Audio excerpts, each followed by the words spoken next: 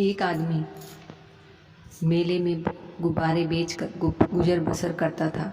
उसके पास लाल, नीले, पीले, हरे और इसके अलावा कई रंगों के गुब्बारे थे। जब उसकी बिक्री कम होने लगती तो वह हीलियम गैस से भरा एक गुब्बारा हवा में उड़ा देता।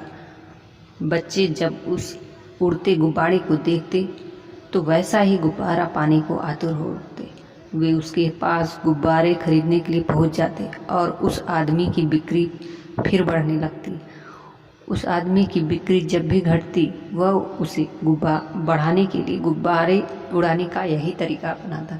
एक दिन गुब्बारे वाले को महसूस हुआ कि कोई उसके जैकेट को खींच रहा है। उसने पलट कर देखा तो वहाँ एक बच्चा खड़ा था। बच्चे ने उससे पूछा, अगर आप हवा में किसी काले गुब्बारे को छोड़े तो क्या वह भी उड़ जाएगा? बच्चे के इस सवाल ने गुब्बारे वाले के मन को छू लिया। बच्चे की ओर मुड़कर उसने जवाब दिया, बेटा, गुब्बारे अपने रंग की वजह से नहीं बल्कि उसके अंदर भरी चीज़ की वजह से उड़ता है। हमारी ज़िंदगी में भी यही वसूल लागू होता है। अहम चीज़ हमारी अंदरूनी शख्सियत है। हमारी अंदरूनी शख्सियत की वजह से हमारा जो नज़रिया बनता है वही हमें ऊपर उठाता है। हार्वर्ड विश्वविद्यालय के विलियम जेम्स का कहना है, हमारी पीढ़ी की सबसे बड़ी खोज यह है कि इंसान अपना नज़रिया बदलकर अपनी ज़िंदगी को बेहतर बना सकता है। हमारा नज़रिया ही हमें कामयाबी दिलाता है। हार्वर्ड विश्वविद्यालय द्वारा कराए गए एक अध्ययन के मुताबिक पता चलता है कि 50-80% मौक़ों पर किसी इंसान को नौकरी या तरक्की उसके नज़रिए की वजह से मिलती है, जबकि अक्लमंदी या ख़ास तथ्यों और आंकड़ों की जानकारी की वजह से केवल 15% मौक़ों पर ही मिलती है। ताज्जुब की बात यह है कि ज़िंदगी में कामयाबी दिलाने में तथ्यों और आंकड़ों की केवल 15% हिस्सेदारी होती है, पर शिक्षा के मद की सारी रकम इन्हीं चीज़ों को पढ़ाने में खर्च की जाती है।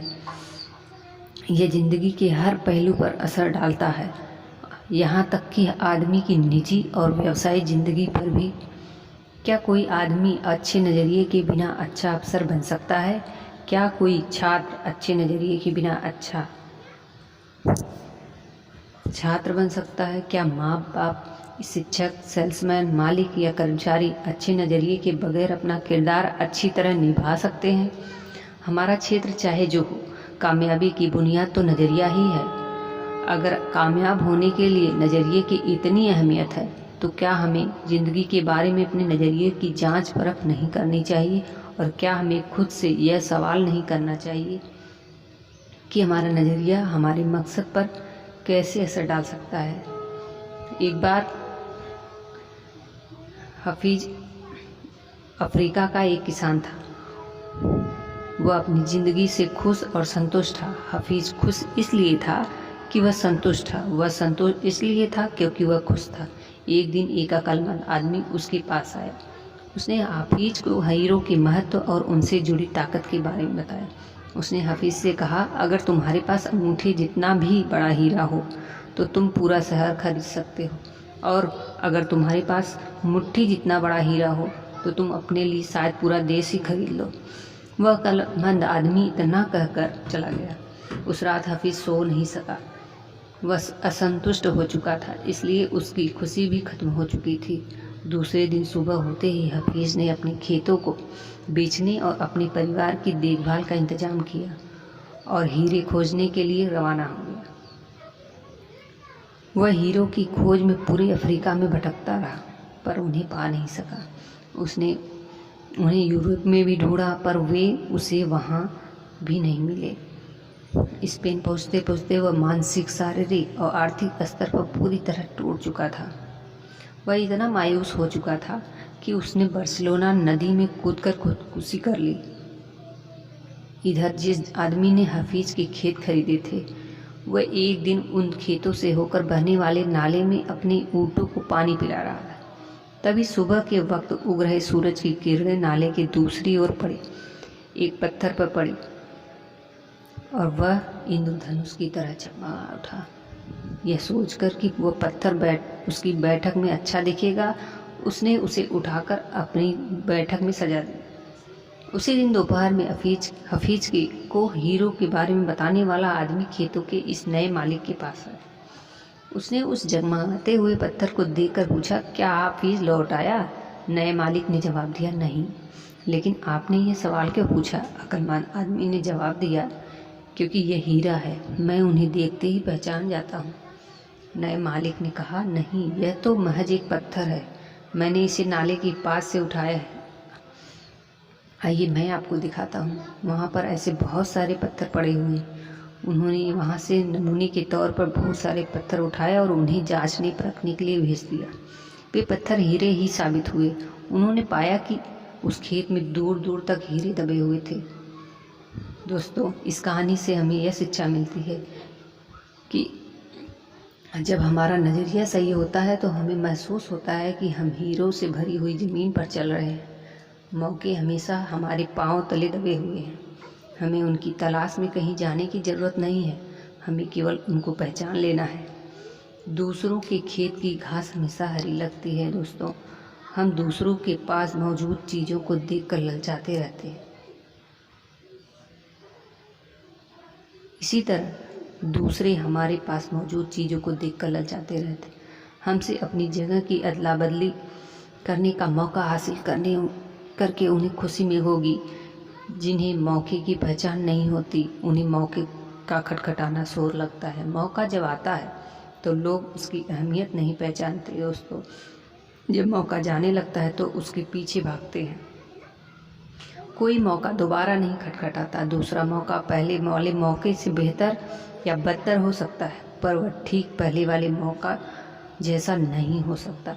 इसलिए सही वक्त पर सही फैसला लेना बेहद ज़रूरी होता है। दोस्तों, गलत वक्त पर लिया गया सही फैसला भी गलत फैसला बन जाता है। हम सभी बाइबिल में बताई गई डेविड और गोलियत की कहानी जानते हैं। दोस्तों, शायद कुछ लोग न जानते हों तो आज जान लें। दोस्तों, गोलियत एक राक्षस था। उसने हर आदमी के दिल में अपनी दहशत बैठक रखी थी। एक दिन 17 साल का एक भेड़ चराने वाला लड़का अपने भाइयों से मिलने के लिए आया। उसने पूछा, तुम लोग इस राक्षस से लड़ते क्यों नहीं हो? उसके भाई गोलियत से डरते थे। उन्होंने जवाब दिया, क्या तुमने देखा नहीं कि वह इतना बड़ा है कि उसे मारा नहीं जा सकता? इस पर डेविड ने कहा, बात यह नहीं है कि बड़ा होने की वजह से उसे मारा नहीं जा सकता, बल्कि हकीकत यह है कि वह इतना बड़ा है कि उस पर लगाया गया निशाना चूक ही नहीं सकता। उसके बाद जो हुआ वह सबको मालूम है। डेविड ने उस राक्षस को गुलेल से मार डाला। राक्षस वही था, लेकिन उसके बारे में डेविड का नज़रिया अलग था। दोस्तों, हम नाकामयाबी को कैसे देखते हैं यह हमारे नज़रिए से तय होता है। आशावादी सोच वाले आदमी के लिए नज़रिया कामयाबी की सीढ़ी बन जा सकता है। दूसरी ओर निराशावादी सोच के आदमी के लिए यह रास्ते का रोड़ा बन सकता है। थिंक एंड ग्रो रिच और कई अन्य किताबों के लेखक नेपोलियन हिल आदि का कहना है कि हर समस्या अपने साथ अपने बराबर का या अपने से बड़ा भी अवसर साथ लाती है। क्या आपको भी इस बात की हैरानी हुई होगी कि कुछ लोग, संस्थाएं या देश दूसरों के मुकाबले अधिक कामयाब होते हैं? इसमें कोई राज नहीं छिपा है। दोस्तों, वे इसलिए कामयाब होते हैं कि वे दूसरों के मुकाबले अधिक असरदार ढंग से सोचते हैं और काम करते हैं। वे अपनी सबसे कीमती जायदाद यानी कि लोगों में निवेश करते हैं। दुनिया में कई बड़ी कॉरपोरेशन के अलावा अफसरों से बात करने से पता चला है कि अगर आपके पास जादू की छड़ी हो और आप केवल एक ऐसी चीज़ बदलनी हो जिससे आपको तरक्की मिल जाए, साथ ही उत्पादकता और लाभ भी बढ़ जाए, तो आप किस चीज़ को बदलना चाहेंगे? सबका जवाब एक ही था। उनका कहना था कि वे लोग अपने लोगों का नज़रिया बदलना चाहेंगे। नज़रिया बेहतर होने पर लोगों में टीम भावना बढ़ेगी, बर्बादी कम होगी और वे ज़्यादा वफादार हो जाएंगे। कुल मिलाकर उनकी कंपनी में काम करने का बेहतर माहौल मिल जाएगा। तजुर्बा बताता है कि किसी भी व्यापार की सबसे कीमती पूंजी उससे जुड़े लोग होते हैं। पूंजी या औजारों से लोगों की कीमत अधिक होती है। बदकिस्मती से सबसे ज़्यादा मानव संसाधन ही व्यर्थ या बेकार चला जाता है। लोग आपकी सबसे बड़ी संपत्ति बन सकते हैं या सबसे बड़ा बोझ भी बन सकते हैं।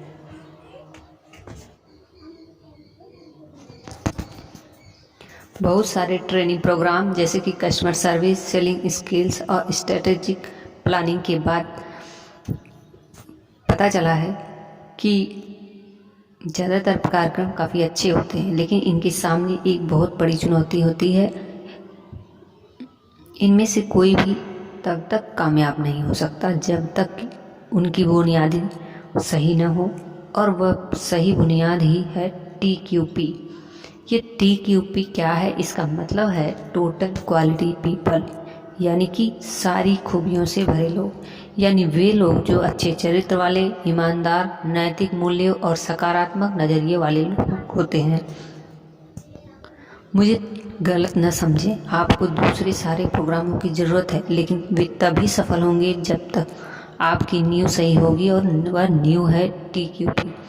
एग्जाम्पल के लिए, कुछ ग्राहक सेवा कार्यक्रम में हिस्सेदारी करने वाले को प्लीज़ या थैंक यू कहना, मुस्कुराना और हाथ मिलाना सिखाया जाता है, लेकिन किसी आदमी में सेवा करने का जज्बा ही न तो वह कब तक मुस्कुरा सकता है।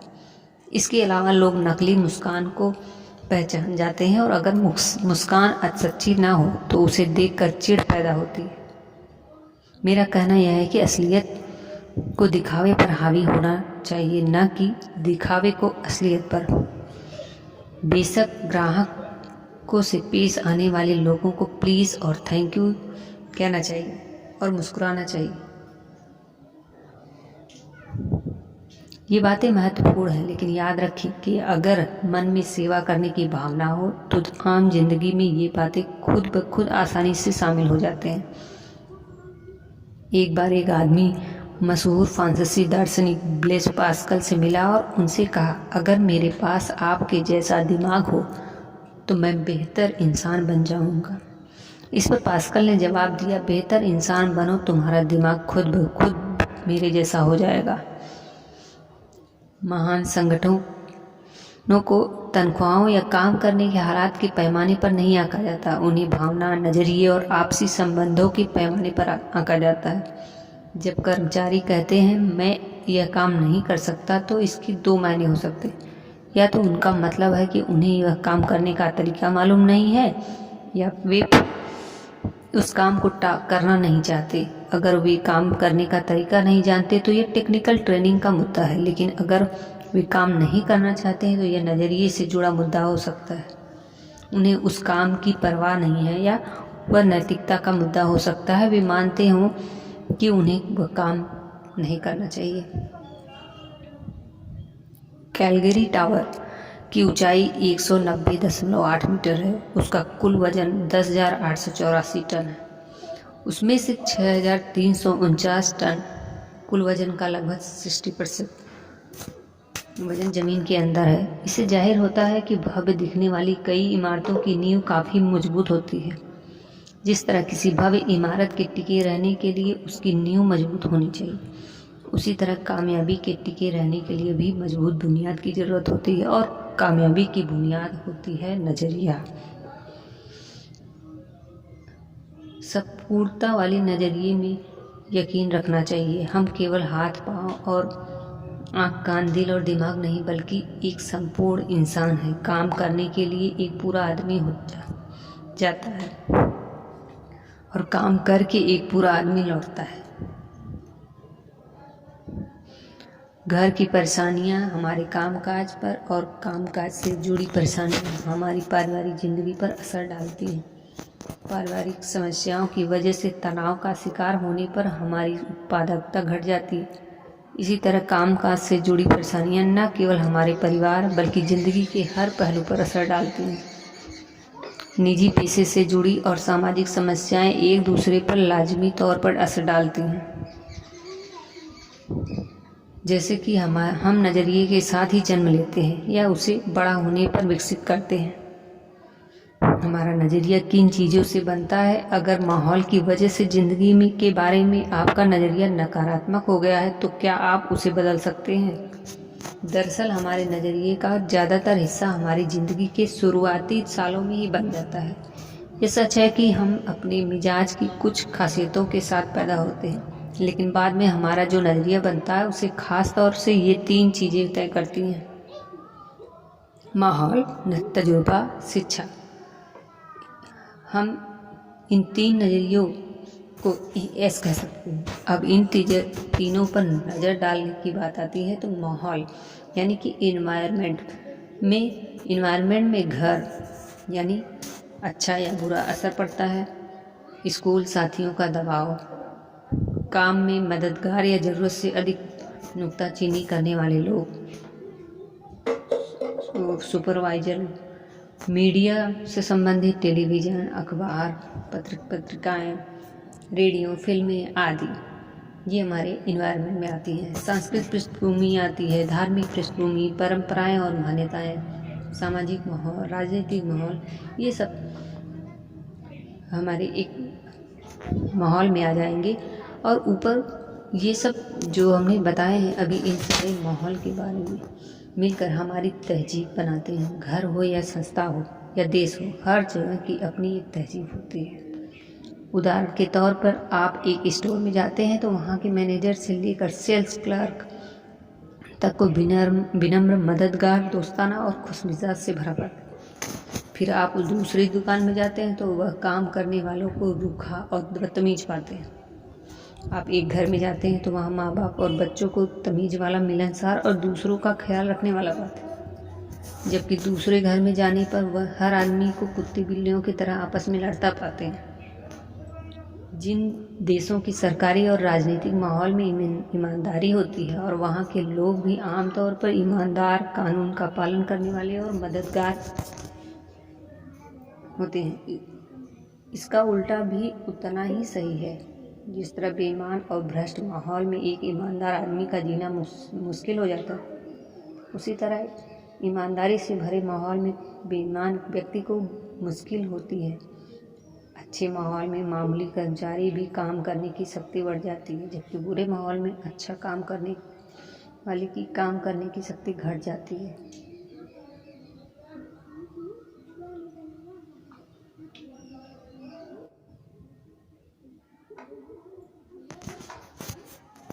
तहजीब कभी नीचे से ऊपर की ओर नहीं जाती, बल्कि वह हमेशा ऊपर से नीचे की ओर जाती है। हमें पीछे मुड़कर देखना चाहिए कि हमने खुद के लिए और अपने आसपास के लोगों के लिए कैसा माहौल तैयार किया है। बुरे माहौल में लोगों से अच्छे व्यवहार की आशा नहीं की जा सकती। जहाँ कानून का ना होना ही कानून बन जाता हो, वहाँ ईमानदार नागरिक भी चोर, उचक्के और बेईमान हो जाते हैं। दोस्तों, कुछ समय निकाल कर इस बात पर गौर कीजिए कि हमारा माहौल हम पर कैसे असर डालता है और हम जो माहौल तैयार करते हैं वह दूसरों पर कैसे असर डालता है। अगले कारक की बात करें तो तजुर्बा अलग अलग लोगों से मिले तजुर्बे के मुताबिक हमारा व्यवहार भी बदल जाता है। अगर किसी इंसान के साथ हमें अच्छा अनुभव मिलता है तो उसके बारे में हमारा नज़रिया अच्छा होता है, पर बुरा अनुभव मिलने पर हम सावधान हो जाते हैं।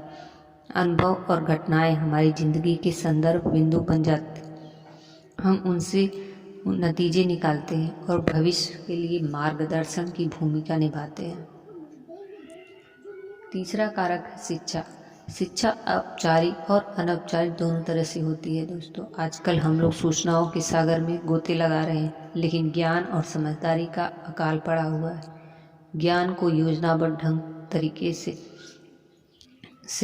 समझदारी में बदला जा सकता है और समझदारी हमें कामयाबी दिलाती है। शिक्षक की भूमिका काफ़ी महत्वपूर्ण है। उसका प्रभाव अनंत काल तक रहता है। इसके असर की लहरें अनगिनत हैं। शिक्षा ऐसी होनी चाहिए जो हमें केवल रोजी रोटी कमाना नहीं बल्कि जीने का तरीका भी सिखाए। अब बात आती है पॉजिटिव सोच वाले लोगों को कैसे पहचाना जाए। जिस तरह सेहत खराब न होने का मतलब अच्छी सेहत नहीं होता, उसी तरह किसी इंसान के नेगेटिव न होने का मतलब यह नहीं होता कि वह पॉजिटिव है। पॉजिटिव सोच वाले लोगों की शख्सियत में कुछ ऐसी शख्सियतें होती हैं जिनकी वजह से उन्हें आसानी से पहचाना जा सकता है। ऐसे लोग दूसरों का ख्याल रखने वाले, आत्मविश्वास से भरे, धीरज वाले और विनम्र होते हैं। ये लोग खुद से और दूसरों से काफ़ी ऊंचा उम्मीदें रखते हैं। उन्हें अच्छे नतीजे हासिल होने की आशा रहती है। पॉजिटिव सोच वाले लोग हर मौसम में फलने वाले 12मासी फल जैसे होते हैं, उनका हमेशा स्वागत होता है।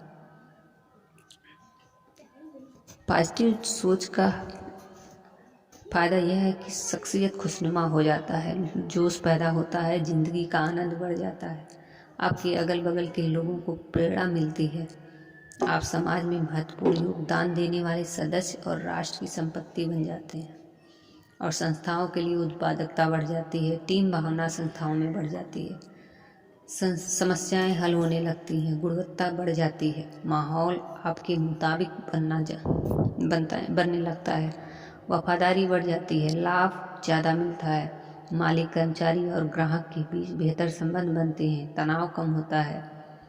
वहीं नकारात्मक सोच वाले लोग से ज़िंदगी की राह रुकावटों से भरी हो पड़ी हो, और अगर हमारा नज़रिया नकारात्मक हो तो अपने लिए सबसे बड़ी रुकावट हम खुद बन जाते हैं। नेगेटिव सोच वाले लोगों के लिए दोस्ती, नौकरी, शादी और संबंधों को कायम रख पाना काफ़ी मुश्किल होता है। नेगेटिव सोच वाले लोगों की वजह से संबंधों में कड़वाहट बढ़ती है, लोग नाराज रहते हैं, ज़िंदगी बेमकसद हो जाती है, सेहत खराब हो जाती है, खुद के लिए और दूसरों के लिए तनाव बढ़ता है। नेगेटिव नज़रिए की वजह से घर और कामकाज की जगह का माहौल बिगड़ता जाता है। ऐसा आदमी समाज के लिए बोझ बनता जाता है। ये लोग अपने नेगेटिव नज़रिए को छुआछूत रोग की तरह अपने आसपास के लोगों और आने वाली पीढ़ियों तक फैला देते हैं। दोस्तों, अपने नकारात्मक नज़रिए से वाकिफ होने के बावजूद हम उसे बदल क्यों नहीं पाते हैं? इंसान का स्वभाव आमतौर पर बदलाव विरोधी होता है। दोस्तों, हमें बदलाव तकलीफ दे लगता है। बदलाव का नतीजा अच्छा हो या बुरा, पर अक्सर इससे तनाव बढ़ता है। कई बार हम अपनी बुराइयों के साथ जीने में इतना आराम महसूस करते हैं कि बेहतरी के लिए होने वाले बदलाव को भी कबूल नहीं करना चाहते। हम बुरे ही बने रहना चाहते हैं। चार्ल्स डिकेन एक ऐसे कैदी के बारे में लिखा है जो सालों तक एक काल कैटरी में कैद रहा। सज़ा काट लेने के बाद उसे आज़ाद कर दिया गया। उसे काल कोठरी से बाहर खुली धूप में लाया गया। उस आदमी ने अपने चारों ओर देखा। उसे काल कोठरी से खुली धूप में लाया गया। उस आदमी ने अपने चारों ओर देखा। कुछ देर में ही वह अपनी इस नई आज़ादी से परेशान हो गया। उसने वापस काल कोठरी में जाने की इच्छा जाहिर की। वह आदमी आज़ादी और खुली दुनिया के बदलाव को कबूल करने के बजाय काल कोठरी, अंधेरे और हथकड़ियों की सुरक्षा और आराम महसूस कर रहा था, क्योंकि वह उन्हीं का आदी हो चुका था। इन दिनों भी कई ऐसे कैदी व्यवहार करते हैं। एक अनजाने संसार के साथ तालमेल कायम करने का तनाव उनकी बर्दाश्त से बाहर होता है, इसलिए वे जानबूझकर और अपराध करते हैं ताकि उन्हें वापस जेल में भेज दिया जाए।